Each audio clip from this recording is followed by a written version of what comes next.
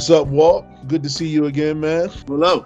Good, man. Good to be with you in your presence. And get together, man, and just kind of chop it up real quick, man. So all right. Yes. So man, again, obviously, a lot of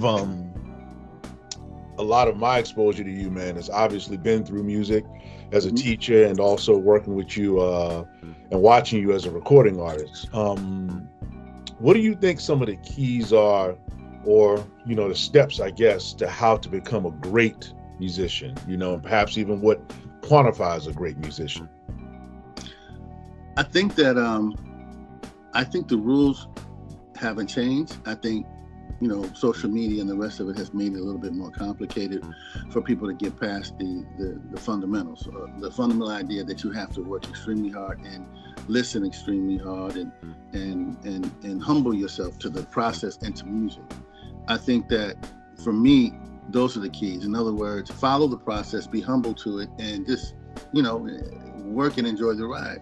Give an example. I don't think it's any more complex than when we're babies and we're learning to talk. We listen to our parents and we mimic them and so on and so forth. Well, that's communication. That's the way communication happens. The same is true for music. So common sense dictates that the more people that we emulate or imitate, the better we become at being independent of that later on down the road. And a lot of people, man, especially now, one thing that not frustrates me, but I remain pretty much unaffected or unmoved by some of the music now because it's just about me. It's all about, look what I can do, look at the hurdles I can jump. And pretty soon you run out of ideas, for that kind of stuff, and you put together the project that you do over and over again. You sound the same over and over again because you're not listening to music that came before you. You're not listening to players who came before you, singers who came before you, and you run out of ammunition. You run out of ideas. Because we're all finite when it comes to our experiences. But if we can run through other people's experiences, use our lives as a filter, and continue listening, continue practicing, continue exhaling, inhaling, exhaling. Inhaling, I say, is the experiences or the expression of other people or the inspiration we get from God. And exhalation is the way we push it out, and the way we let people know this is the blessings I've been given by this person, by God, by other people. And that's a constant process. It's a process that if you don't do, you end up being mediocre. And I think that's the problem today. And in my opinion, it doesn't change. Like social media and the rest of it. Yeah. I know all that. Yeah. All that makes it easier to connect with expression. Mm-hmm. It makes it easier to identify, to connect, and to go back farther than we've ever been able to go, and to get deeper into some aspects of musicianship that we probably would never, think about at a younger age. Right. But when we depend on that too much, then we become a slave to it, which actually inhibits our expression. And that's what I believe. I believe that the process doesn't change. Listen, sacrifice for the music, practice for the music, and let the process do what it's supposed to do. Yeah, that's definitely lived by, man. It's funny because these words get thrown around, technology, whatever we're at right now, and it's the vehicle that we use. I mean, in the era that you and I came up in, it was about like FaceTime, and having to beat someone. I remember, not FaceTime in the technology sense of what we know now, literal FaceTime and being in front of your audience. And I remember it being a big deal growing up and hearing about the Hampton Jazz Festival and the Norfolk Scope and the Hampton Coliseum, and going to physically see a lot of concerts, and that being your interaction with the artists and music. And like you said, now it's a whole different thing that add to being a great musician, and to your point, something that I forgot is that, younger musicians should reach out to older musicians. And it's easier to do that now with Facebook, all the rest. Technology. Reach out to them, talk to them, ask their advice as to what they did, who they should listen to, or who they listen to, so on and so forth. It's easier now to become a better musician because we have more contact with the people who are the best musicians, Exactly. Yeah. And it's funny too, man. I was listening to this, and it gets into what I'm gonna ask you secondly here. But Joe Budden was on the Drink Champs podcast. We'll edit that out. We're trying to give them no more money, but he was talking about the concept of being independent versus being a rapper, you know what I'm saying? And he was like, everyone's been sort of questioning him around, like, why haven't you made another rap album? And why are you, so vehement about this independent path, and Nori was making the argument that, like, like, I hear the independent thing, but, like, for me, I feel comfortable being under a label, you know what I'm saying, and having that distribution, having that stuff taken care of. He said, I tried it, didn't work for me, and Joe made a good point. Joe was like, I don't wish, or I don't like, I don't wish that on anybody, having to be a new artist, having to come on and waiting for the system of the industry to put you on. And, like, and I'm pretty sure it was similar for you coming up, you know what I'm saying? Like, getting, like, you were your own musician, right? You had your own brand, but, like, to brand you, I'm sure labels wanted to put you in a box, pair you with this person, and have you have a single with this person, and, like, maybe get on, like, through a different pathway. But that was Joe's point. And he was like, I'd rather be able to make it my own way. So my question, I guess, is how important is ownership? And how can we as musicians, particularly young musicians, look at ownership? Like, it's a vast word, but what's, from your perspective, how important is it? Well, first, let me just backtrack and just say it was worse for me because I signed what they call a production agreement. I didn't even have access to the record company. I signed with somebody who had the access to a record company. So I had to do what multiple people say do, in theory. I hated it. And then we'll talk about the Berkeley thing even, after we do that. But I hated the process because, you had too many people. All of a sudden there were tons and tons of people in my mix, in my creation, in my expression. Yeah. So, and being told what to do and waiting in line before my record was released, waiting in line before the budget got released, and I got my little, and the producer got his cut and decided when I should get my cut. Right. Had I not had other things going on for me, man, I'd have been in the poorhouse. And then you make about $20,000 a year, and then this as an instrumentalist off the record company. That wasn't even poverty level. Maybe it was at that time, but I'm like, I didn't get into it for this. And their response is, well, you make your money on the road. I don't make my money on the road, but you see, a lot of our heroes now, they don't make money unless they go on the road because they don't own the masters, right? And they don't own their publishing, right? So they have to go on the road simply to make a living. Well, if you're on the road, you're living that life. You're not living a life.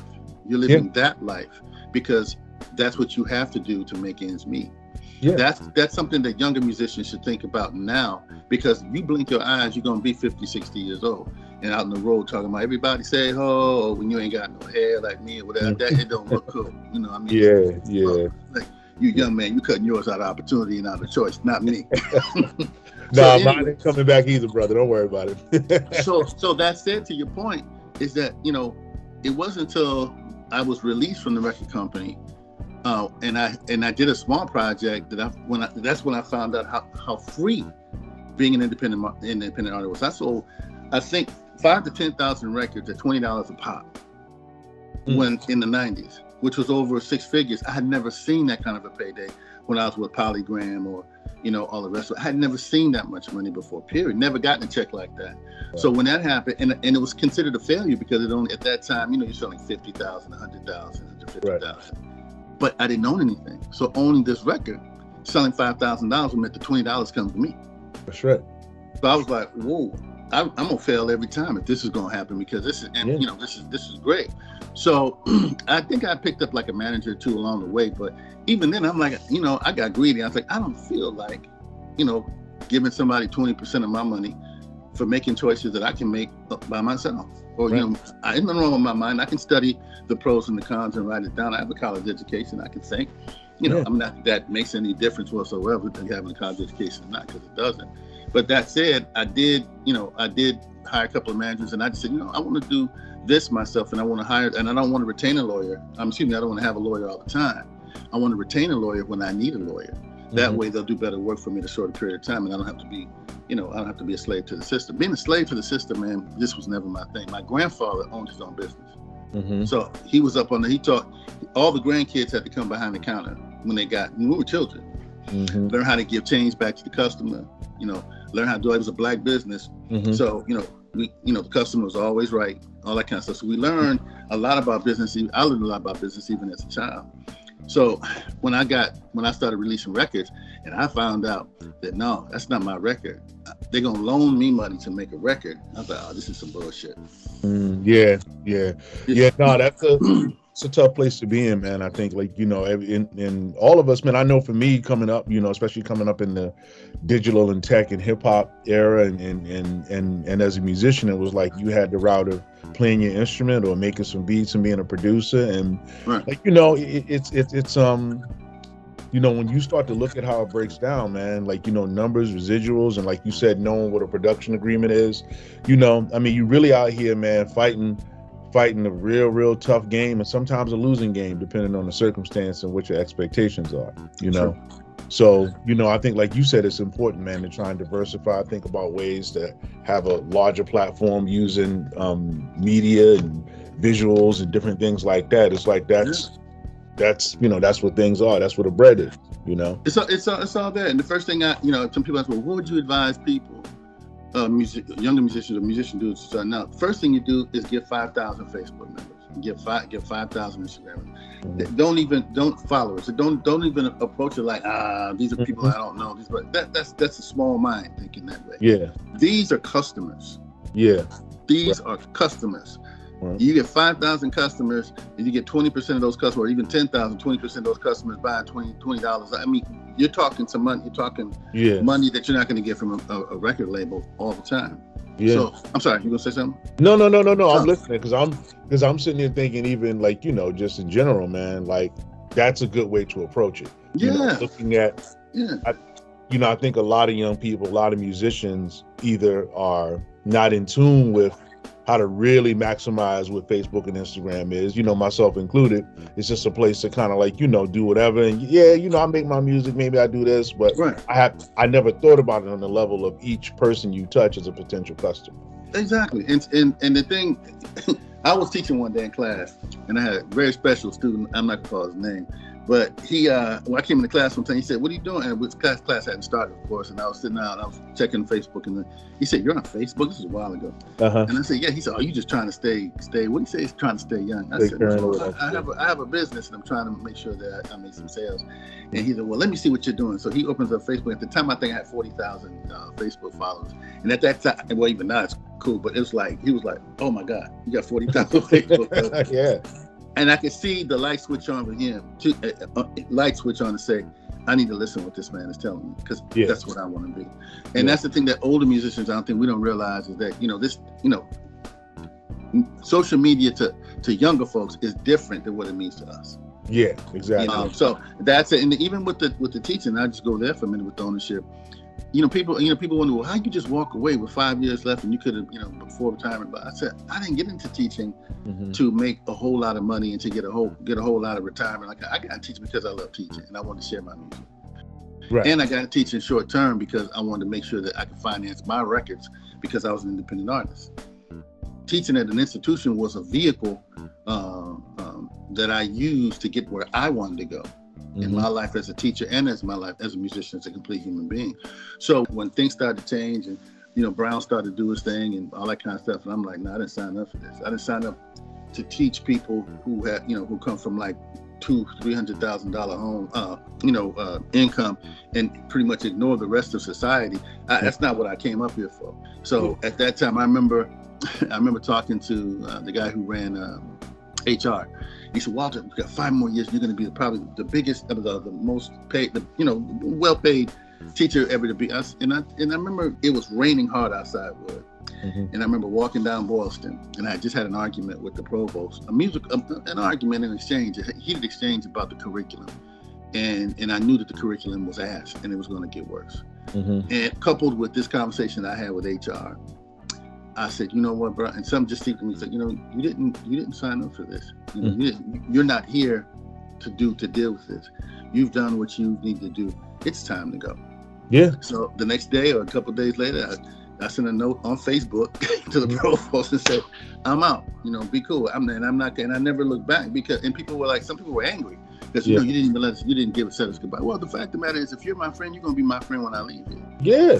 This is a job. It's not a career for me. It's a career. It might be a career for you, but it's not for me." I'm in my mind remembering that was like 2013, 14. Right, 14, right? 15. Yeah.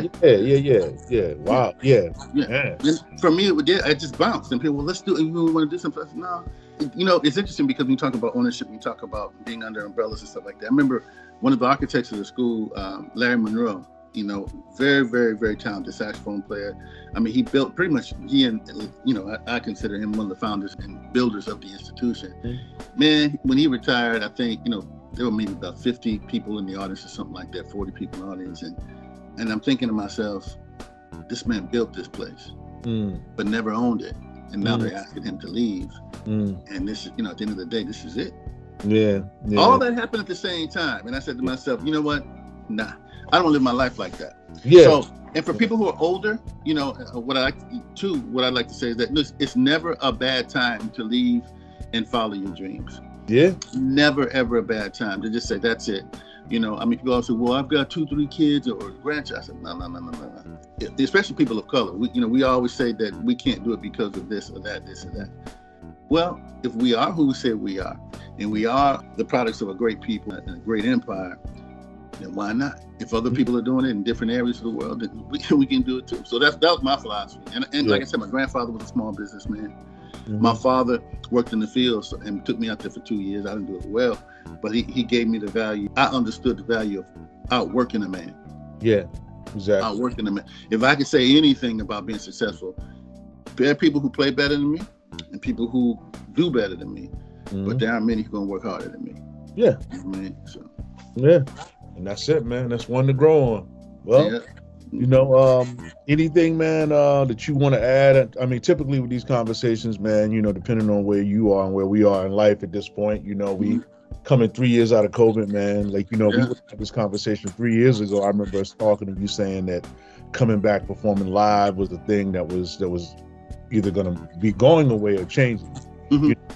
As a parting comment and just maybe the last thing, man, like where do you see things in terms of the future, in terms of music, in terms of not just music, because it's music I feel like gets rolled into everything now. Yeah. You know what I'm saying? So just in terms of how we survive as musicians, particularly Black musicians, particularly young Black musicians, you know, what's your advice? What's your final push for us as we come into this season, man, of 2023, finally back to where we were in 2019? Well, I'm going back out for my 5 or 6 dates this year. What I've chosen to do, at least for this year, is make touring not the largest aspect of my income, because I believe that something like COVID will happen again. Maybe, I hope it doesn't. God, I hope it doesn't. But there'll be other things that will come along. There'll be events that will stop us from maybe, you know, touring. So for me, I am at my age, it's not a young man's game. I'm gonna have fun out there, but I'm not gonna kill myself out there too. Other people are doing it for different reasons. But my philosophy is to get more and more product, get more and more content happening, no matter what it is, whether it's teaching content, performing content, recording content out there as much as possible in the next couple of years. So that functions as my my bread and butter rather than touring, because everybody, if you think about it, not supply and demand, everybody now is back touring. And I'm making as much money, but everybody is back touring. It's like a glutton of saxophone players out here, like, just not glutton, it's the wrong word, but just, you know, it's supply and demand, and people aren't going to pay as much money when they think that what they're buying is not as valuable as it was. And if you have 50,000 saxophone players out doing the same thing, then the marketplace is saturated. When it becomes saturated, it's no longer a great place to be. That's my philosophy anyway, as a small business owner.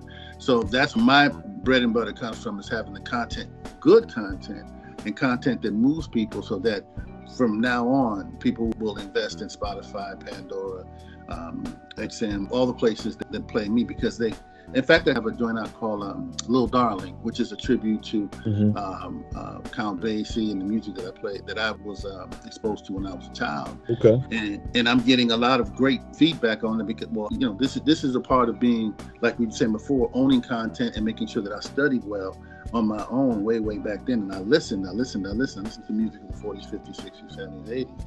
And now that gives me the ability to do more content in different ways, respectfully, you know, because I understand the music, I love the music, and what I do, if I move myself and what I do, no matter what music it is, I'll move other people and they'll invest in my product, and I'll be okay for the rest of my life, God willing. Word. Well, brother, it's been a pleasure talking to you. Really enjoyed it, man. Hopefully we can get together and do another one of these soon. Yep, like Tuesday.